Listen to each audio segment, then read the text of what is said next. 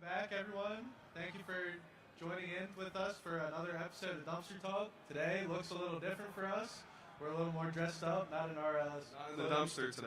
yeah, not in the dumpster, not with our um, green Highlander shirts on, but today we're here from Las Vegas. So for the Scrap convention, we wanted to just thank ReMA very much for having us on. It's a great honor, and we've enjoyed doing it. And also thank you to Mike and Dan, our owners. Shout out to you guys for letting us come out here. And then lastly, we have some very special guests with us today. So me and Todd are going to be sitting down. We have from Gershow Recycling, we have Kevin, and then his father Sam Gershowitz. Thank you guys very much for joining us. Thank you for the invitation. Yeah, Thank you. Thank We really you. appreciate it. We're looking forward to this. yeah. So it's going to be great. The title for this podcast, It's All in the Family. Just a little background on us. We're from Columbia, Pennsylvania, Central PA, and we're a third generation scrap business. So you guys are second generation. Just kind of want to talk about the similarities and get to know you guys. So thank you very much again. We're still off. Are we off the air now? We're on the air. We're on the air? We're Oh, rolling. okay, good. Yeah. So yeah, maybe Sam, if you wanna give an introduction of yourself and Yes. I'm Sam Gerwitz. I've been in business approximately about 62 years. And I think the way I started the business, it can never be started again with all the rules and regulations and everything we have. And it's interesting how I started in the scrap business. we'll get into that. I didn't like school too much. Yeah. We're excited So to I get had- into all that. Two choices in my house. My parents were immigrants. Either you go to work, if you go to school, we'll support you. If you quit school and you go to work, you better do it because I'm not going to give you any money. And that was it. So I was left out in the field at 16. And I really never worked for anybody. And that's why my son Kevin sometimes tries to boss me around. It's pretty hard because I've never had a boss in my life, unfortunately. But it started, I lived in about 60 miles from Southampton. And that was a place in those days where you'd meet nice young ladies come out for the weekends. So driving 60 miles out from Brooklyn to Southampton, I used to always spot a lot of junk in the street. A refrigerator in the street, piece of iron, an abandoned car. And I said, gotta be something to do with this. And I was just a freelancer, that time selling corrugated boxes, imported hardware for another company, all freelance, no salary. So I don't know, I went around, there was one big scrap yard out there, Patchwork Scrap Iron.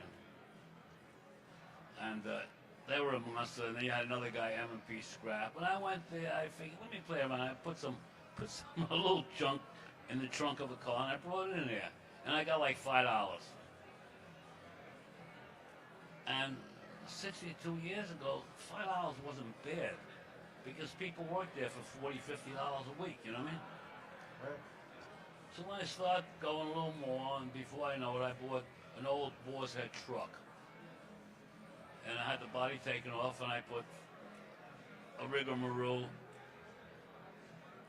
lift on it, so and I would go around, pick up an abandoned car, and bring it in that time and sell it for $8. And a lot of times I had good days, I'd pick up 3 of them. And I used to keep the last one with good tires, so I could tow it to Brooklyn where I got $15 for it that time. I was doing pretty good. Right. And then I figured instead of me bringing in cars, I noticed other people were bringing in cars to that place. I saw an ad in the paper for a junkyard for rent in the Newsday. But I let it go in my head. And about a month later I said, you know something?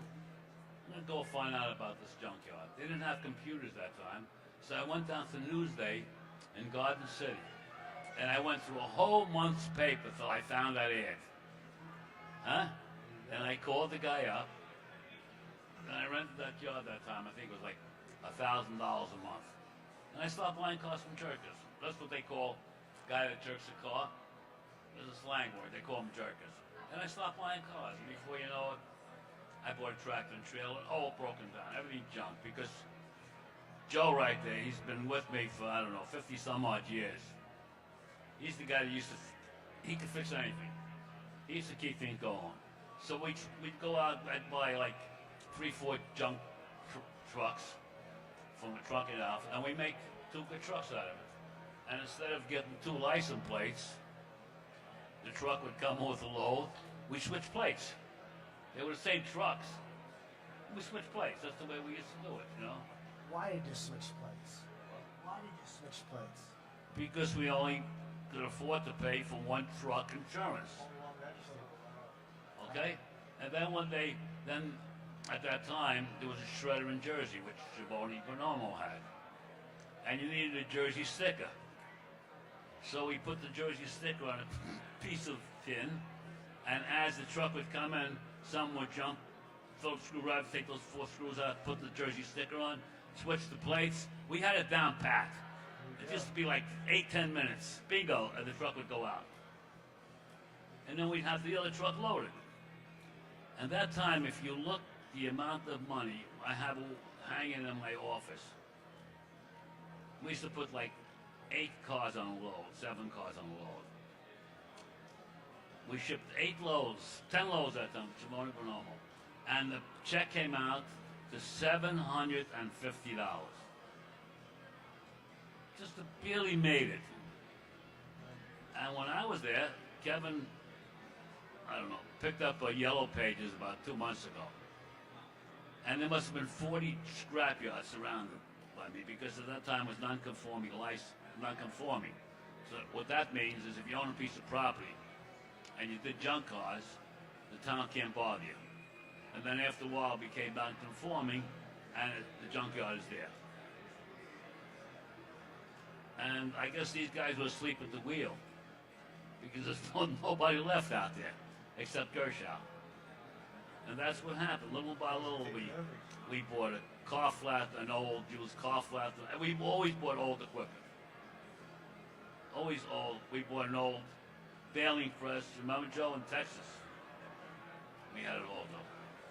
What I know now, I would have been better off buying brand new. Even though we didn't have the money, hocking myself up and buy brand new, because that's all we did with old equipment, was work on it all the time. It'd make one bale, it'd break down, make another one, it'd break down, and that's it. I believe it. And then in 1975, there was this big piece of property that came up that time, 13 acres. And I always believed that, even when I was broke that time, I'm not going to go into business unless I could own the property. I would never rent anything. I don't care what kind of deal. I have to own the land. And I bought 13 acres that time, and I went for permits for shredder. I got half of them, and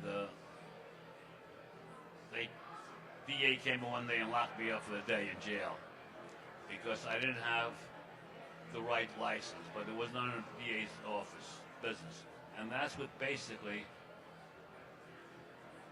broke the case. Because I went that night, 8 o'clock at nighttime, to court. I was in jail all day. So 8 o'clock at night, there was night court, and I had this lawyer, and the lawyer explains to the judge what happened, and the judge says to the DA, this is not a matter that you are involved in. It's not a criminal matter. And this is, what do you think? This is Nazi Germany? You come in, you pull a man out of his office. He said, Mr. Gershowitz, you have a good lawsuit. And the DA started bothering me the next couple of days, and we straightened everything out and got the license. But I still say it would be almost impossible to start a business now, Right. the way I started, with all these regulations on top of regulations on top of regulations. Yeah, for sure. And I gotta say one thing. So, my 2 sons entered the business, and I bought property next door. We have like, I don't know, 100 acres that we own. None of the buildings there had permits. Had. Had. Yeah. None of the buildings We had. are live. None of the buildings had permits because I didn't have the patience to wait 3 years for these idiots to give me a permit. We are live. Right. The same idiots are watching us, Right. please. That's all right. Let them watch it. I'm not telling them to their face they're idiots, okay?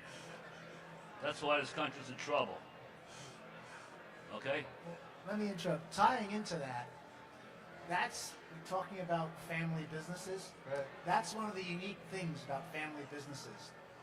The skill set that was required of the first generation, Yeah. the second generation doesn't have that skill set. Yeah, The for sure. gravitas of growing up in the streets of East New York, Brooklyn, growing up in that type of poverty is not how I, as a second generation person, was raised. And so what the first generation does in any of our industries, and especially scrap, is really not doable by the second. Right.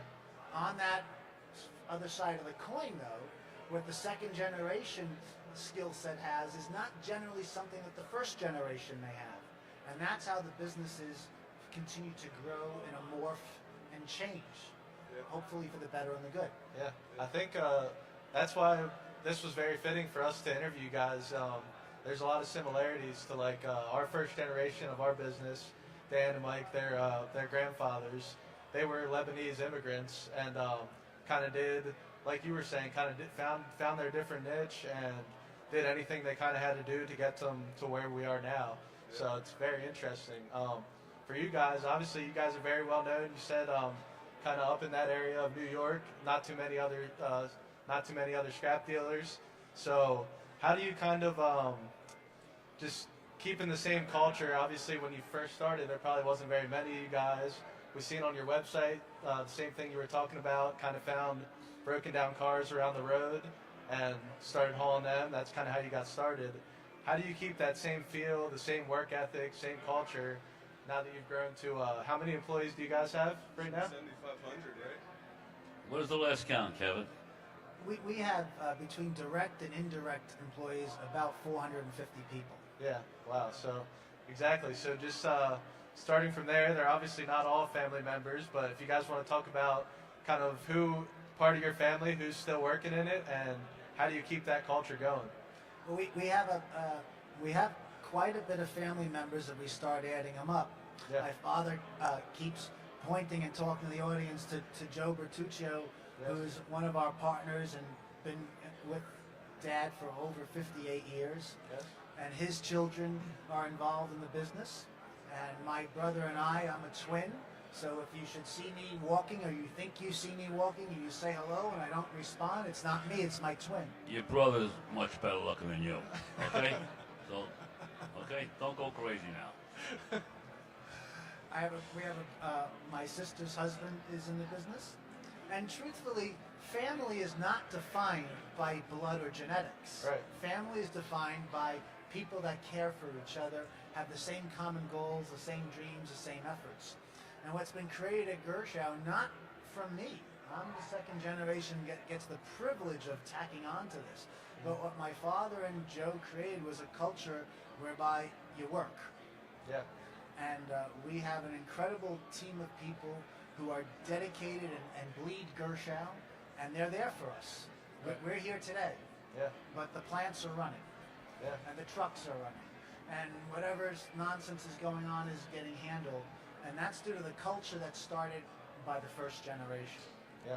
Absolutely. We listened to your podcast out in Scrap Expo 2 years ago, and you said something that was interesting. Right people, right seats. Even in a family business, sometimes it's hard. Maybe you think putting a family member at the top is like what most people would do, but sometimes they're not right for that seat. How hard is that as you guys kind of grow and have a lot of family members in the business, kind of making sure the right people are kind of in the right seat? Well, right now, deal with the same we're stuff. on our third generation. We have his twin brother, Elliot's son, is in the business. And he's doing a good job. And besides the scrap business, we also own a yacht club in Montauk, Star Island Yacht Club. So Alex takes care of that. I have a lot to do with it. I'm into boating and fishing. That's one of my sports. And family and business, the right way to run it, you should get paid for what you do, not because you're boss's daughter or son or something else. I don't want to go back into daughters, but I don't want to be. Go ahead. Be politically incorrect. whatever you like. Let's Okay. see what happens. Maybe ReMA will kick us out. Okay, I have a rule. No women allowed in my business. Our membership I- just got revoked. I feel that if Kevin's wife Marnie was in the business, she wouldn't talk to me now. Because I have an argument, I can call him a moron, I can call him this, and she can, what's going on here? And I've seen family businesses that have broken up because of that. That's fair. And there are a few that you know of, Kevin, too. Yeah. So that's the way I feel about it, you know. But to When I answer started, I didn't have a penny. Joe and I used to do the payroll and all. And one day, my wife, should rest in peace, Marlena, she was a school teacher. I says, come on in, you'll do some, she said, okay, good. So she came in, she was doing some paperwork and all. And about 2 hours later, she said I fired her. I didn't fire her. I told her to go home. Okay? And that's the way I feel about it. You know, no, I don't want relatives. Women, we have women working in our place. We have a lot of bookkeepers. We have, you know, there's one that takes care of human resources. But I'm saying in the family. That's my rule while I'm here. Gotcha. Call me whatever you want to call me, but that's it. If you had to pick one thing that you're kind of most proud of in your career, because obviously you've had a very successful career, what would you say that would be? I'm most proud of when I ride down the road and I see a bunch of Gershow trucks going down the road. Yeah. And I'm That's proud awesome. of that. That has to be a great feeling. Yeah, and I'm proud that I built a business up where a lot of people live nicely and they live Yeah. good. All our employees, everybody lives good. You're supporting a lot of people's families, so And we have a rule in the place. We've had people that have been out 6 months and they get paid every week. Yeah. yeah. Okay? It's great. So they have a good job, and that's why we have a good company. Yeah. You need good people behind you. What would you say you're most proud of, kind of running things now? What gives you the most satisfaction that you're kind of just can sleep well at night knowing? I'm proud that we're able to continue to transform. Yeah. Look, every industry and business must transform, right? We might have been a family making carriages for the horse and buggy industry, and then Henry Ford came along, and if we decided to stay that way, we wouldn't be here. Yeah. And so what I think I'm most proud of is that we continue to reinvest. We reinvest to modernize ourselves from safety to environment and to making quality scrap products, which we'll see what he has to say about that. But that's what I'm proud of, that we continue to advance. We have loyal people. We try to treat them well. Yeah. And I'm proud of our team. Yeah, it's But awesome. we do have a philosophical difference in how scrap is processed and sold, and that's a generational difference of the scrap metal industry. Yeah. So, you know, what was the statement you've been making? How you made your I've money? been making, well, that was years ago. We don't do it anymore. Well, tell them that. But years ago, when things were tight, I used to sell dirt. I used to put a lot of dirt in the product, Right. which we catch people now bring us in. You know, so it's hard, you know. When I'm around, I can spot right away a load when it comes in. Yeah. I'm sitting in my office, and the guy dumps this dirt in there. But that's what I was doing at the time because I had to do it, okay? To make things go. And that's the key difference between first, second, Okay. third generation of the second generation gets the privileges of not having to take shortcuts because of all the effort the first generation. But the thing is, we do sell scrap.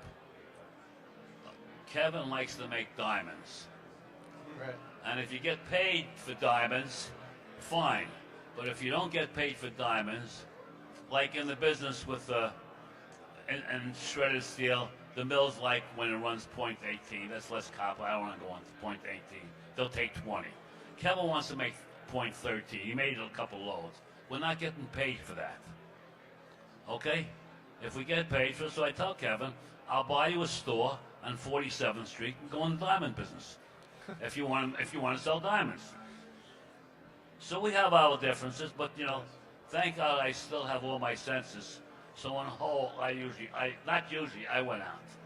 Right. Okay? I didn't know that I had a choice where I could possibly win. I don't think so. Well, that is for sure. The industry has definitely changed over the years. Kevin, we know you talk a lot about, and you just said it too, reinvesting into your business. I'm sure you see a lot of things that you can't believe, like what things cost probably nowadays from when you started, stuff like that. What would you say is kind of the biggest investment that you've made that's changed things at Gershow? What's helped you grow the most? Well, I've been, I'll say, blessed and been given a lot of inspiration because in my career of almost 37 years, I can't remember a year, one single year, where Gershow was not under some type of major investment or construction. Whether it was replacing a baler or a shear or adding concrete or building office buildings or adding trucks or adding equipment or just figuring out how to sort metals better. But one of our most recent major investments was we very much enhanced and invested in our rail infrastructure. And literally 10 years ago, we could barely hold 20 to 25 rail cars on our property. And today we can hold about 250 rail cars on our property, putting us in a position to support and take advantage of the domestic market. Yeah, that's great. And the same thing in equipment. I say in the last 2 years, besides the railroad, we invested over $50 million. Wow. Yeah, even more than that. We don't have one piece of manufacturing equipment that is technically under 5 or 6 years of age. Yeah. It might have been put in 40 years ago, but it's been rebuilt, taken apart, power washed, hand painted, new bolts. We are a modernized facility, and I would make the argument probably one of the most modernized facilities in the United States. It's amazing. That's very impressive, very impressive. We just started having to use our rail. We used to send all of our steel up to steel in a steel mill that closed. So we were lucky enough, first generation or second generation owner Ron Sod, he was very adamant about, I remember Dan said when he came into the business, Ron really wanted the rail to stay there. And 20 years later of not really using it, we're very happy that we have it, because if we didn't, we'd be very stuck. Well, you know, we ended up, people ask Dad all the time, did you purchase this land because it was accessible to rail? That's what happened. When I bought the property, I never knew there was rail behind it. And I didn't care. And I don't know, about 5 years, we used to load rail cars up the block, which we weren't supposed to put scrap there. And we got away with it for about 2 years. Till somebody came along and says, that's my property, what the hell are you doing on it? Oh, I don't know, we're sorry. And then we found out we had rail in the backyard. Right there in the backyard, we never knew we had rail. And it became such a valuable piece of property by accident. Right. But at that time, it didn't make any difference, rail or no rail. I never even thought of using it. Yeah. But that's also the transformation of our industry. The northeast tri-state area is not much different than other areas.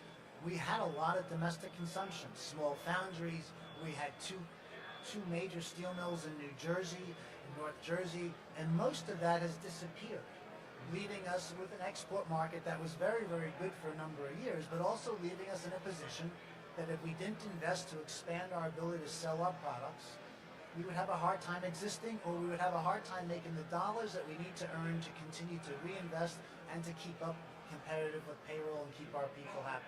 Yeah. Another part of kind of side question with all the investing that you guys do, we've seen that you guys do a lot of charity work too for the community. Yes, we do. Yeah, a lot of charity work. Every Thanksgiving we give out turkeys to the church and everything else, and to the people that work for us. And we help out a scholarship fund that we have. It's great. And the people in the area love us. Yeah.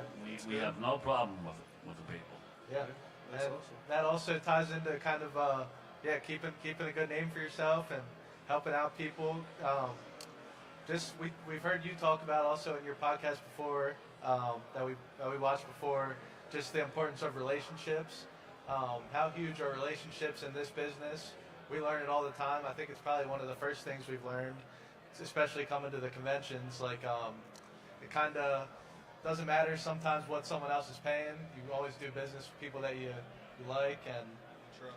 yeah, and trust. So That's the same thing with anything else. right, People come to us, they trust us.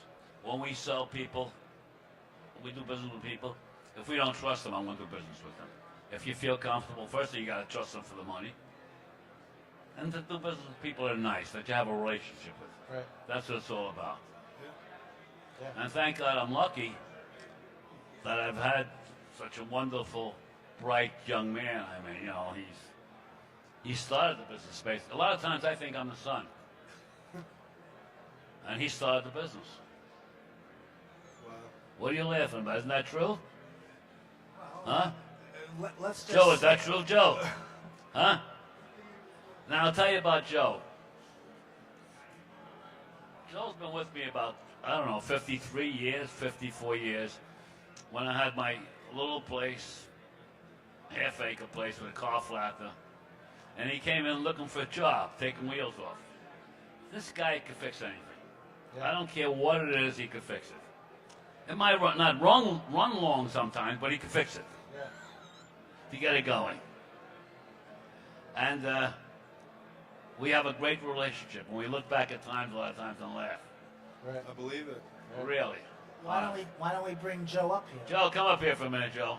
Come up here for a minute, Joe.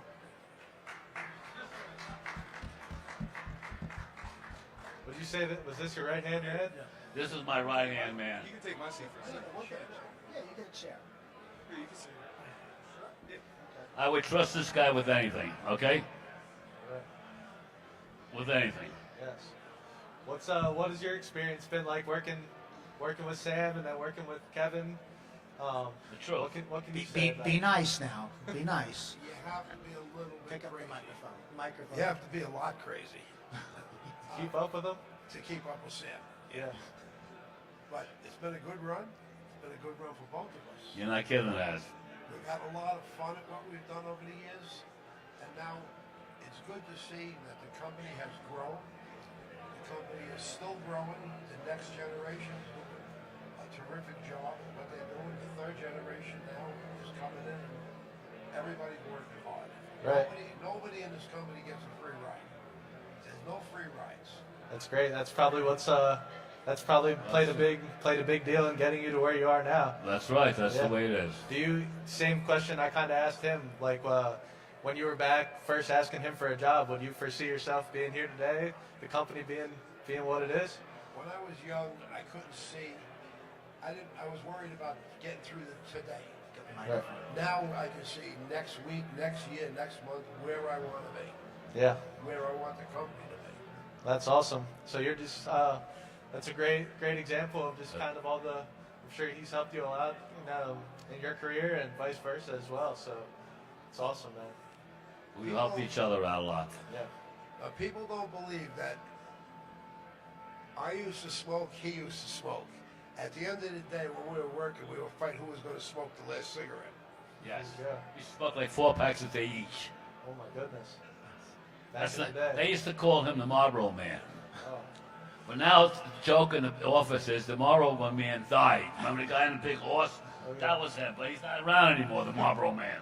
Look what happened to the Marlboro Man. Well, they shut down. Tried to have you smoke a cigar up here today. Yeah, that's all right. They shut that down. It's all good.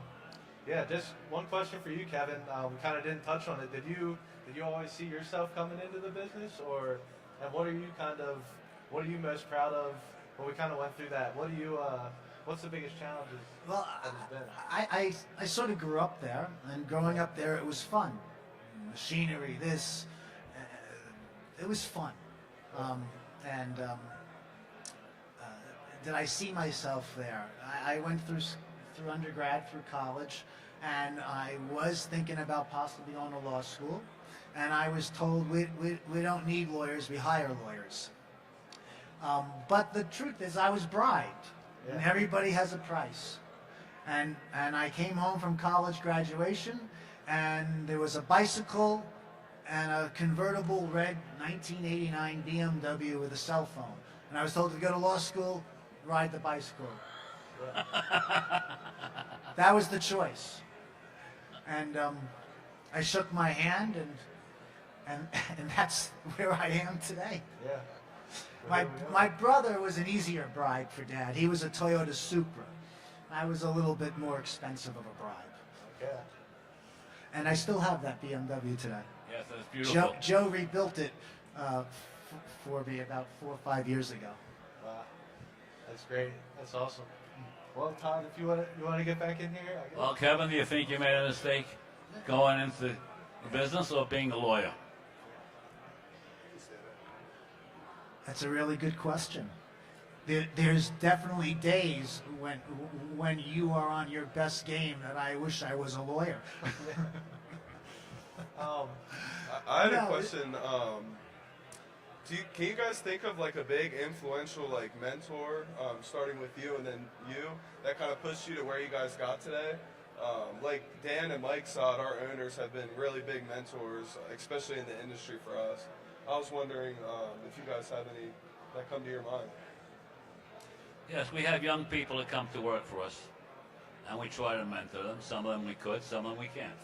But I think that mentoring is important, but that's one of the handicaps that first generation business generally doesn't have.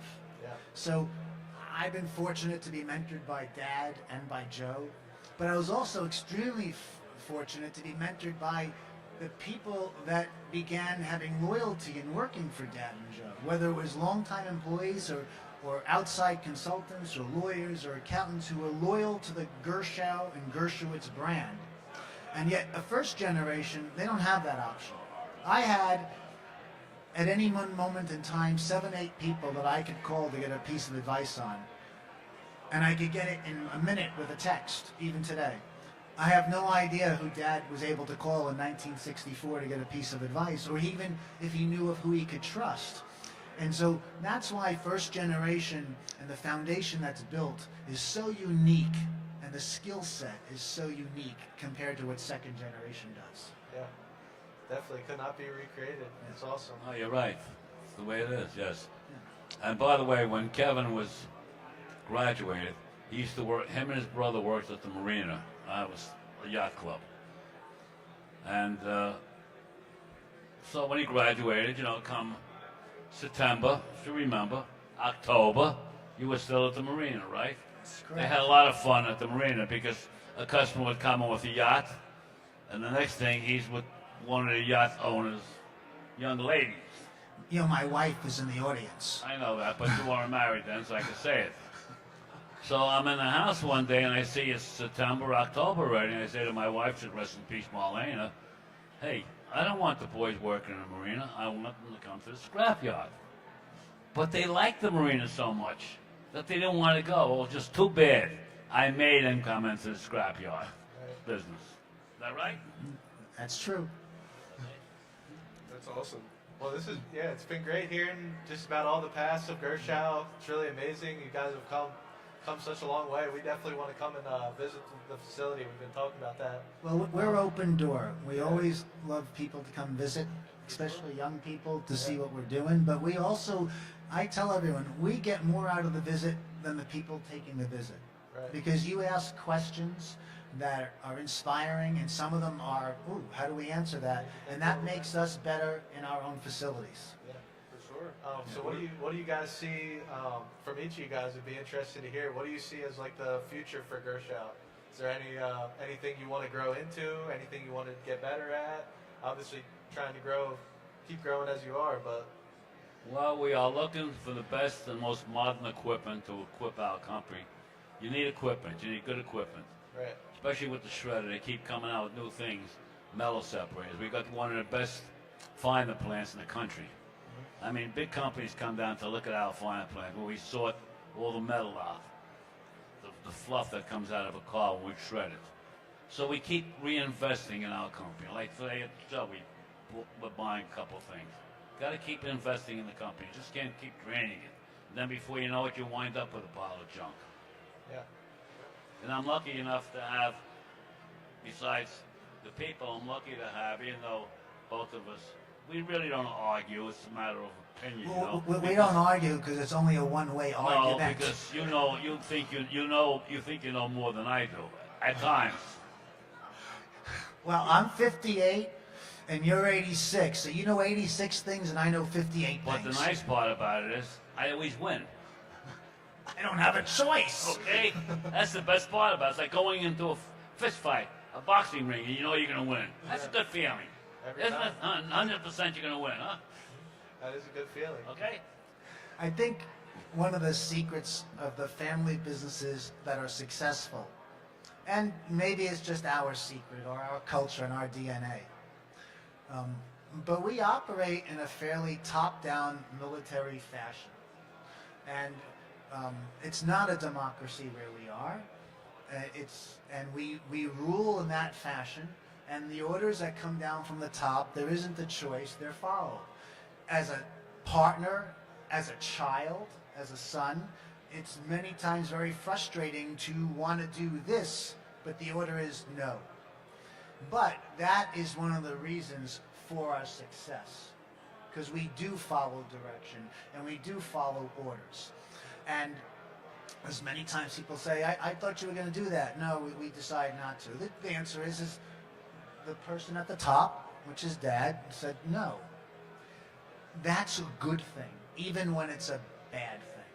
Because being consistent, crossing your T's, dotting your I's as you're instructed to, is what gives us strength. Even when we may not make the best decision, we do it with strength. It's like you were going to make a decision a couple of weeks ago about something, right? And I said no. You're And still wrong about I didn't that. say it like Biden said it, no. I said no. And he looked at me and I explained to him, no. About 4 weeks later, he comes up to me and he compliments me. Dad, I'm glad I listened to you. You know, I want to Okay. claim that I don't remember this, but okay. Okay? I'm just telling you. Joey remembers it, right, Joe? When you were in the office, right? Right? Yeah. Okay. But there is a secret to family businesses and getting along. And you asked a question before of how do you place family members, and that's very important because of many times being a parent, you're a young guy, but being a parent, we want to do as best as we can for our children, and that doesn't mean putting them in a top place. That means and it's not just your children, it's any employee you have. There's a seat on the bus that is workable for everybody, but not every seat on the bus has the same prestige, salary, commitment, or any of that. And the goal is to find the right place for that person. Because when you misplace them, especially a family member, not only do you really put stress in that person's life, but you add, that stress is compounded on the business and all the other employees that are in it. And there's one more thing, the motto of my business is, the people we do business with, somebody else can't buy us for $1 that we stop doing business. We're very faithful with the people we do business with. Right. You can always get more, whatever it is, but that doesn't sway us a lot of times. Yeah. We are faithful. Is that right, Kevin? We believe in being regular monthly loyal shippers. We're going to negotiate for a fair market price, but we're never going to ship away because somebody else offers more. We value liquidity. We value being in the market every month. We value the partnership we have with our consumers. And yes, spot business trading is a way to do it and make money, and Dad did that for years in the export market. But on the domestic side of the coin, being consistent is the name of the game. Yeah. That's very great advice. I think a lot of people could take a lot from that.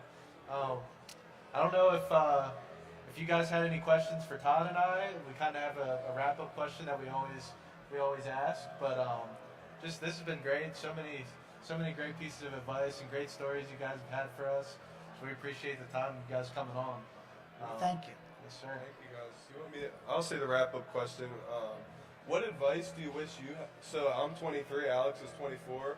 What advice do you wish you might have gotten when you were 23 that you know now? The advice that I gave to Kevin, but which I followed at that time. Be honest, be loyal, don't take advantage of people. And I was brought up with my father taught me that. And always wash your hands before you go to the table. Remember Mary that and one. my friend, she knows that I always carry I carried Perel 20 years ago. If I was a kid and I ever sat at the kitchen table, it wasn't like now. We had a big dinner every night, 8 people.